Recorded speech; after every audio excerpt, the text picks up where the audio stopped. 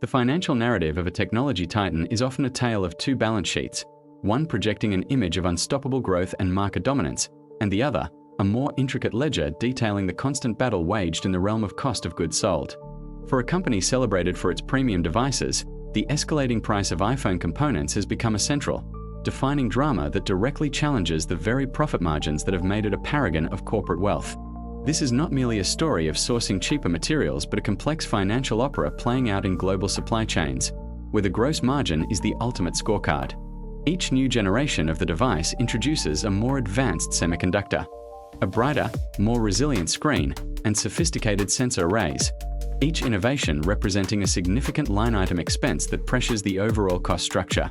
The silicon alone, with its transition to smaller, more expensive nanometer processors, constitutes a monumental capital outlay, not just for the manufacturer but for the entire ecosystem of fabricators who pass on their massive road and capital expenditure costs. This relentless march of technological improvement creates a fundamental tension. The very features that justify the brand's premium positioning and allow for substantial pricing power are the same features that systematically inflate the bill of materials,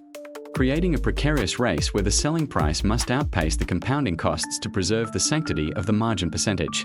The strategic response to this pressure is a masterclass in financial engineering and operational leverage, focusing on a ruthless optimization of the supply chain to achieve economies of scale that can dilute fixed costs per unit and negotiating multi-billion-dollar component contracts that lock in volumes and slightly better rates.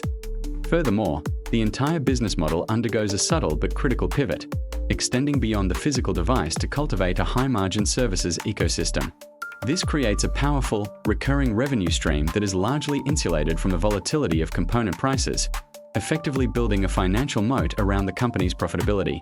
The profitability, therefore, becomes less dependent on the one-time sale of the hardware and more on the lifelong value of the customer, a calculated shift from transactional product revenue to annuitized software and service income.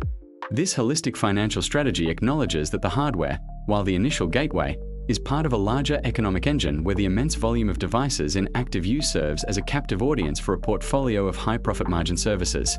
Consequently, the rising cost of components acts not as a death knell but as a forcing function, compelling a relentless focus on operational excellence, strategic pricing, and a fundamental evolution of the revenue model itself.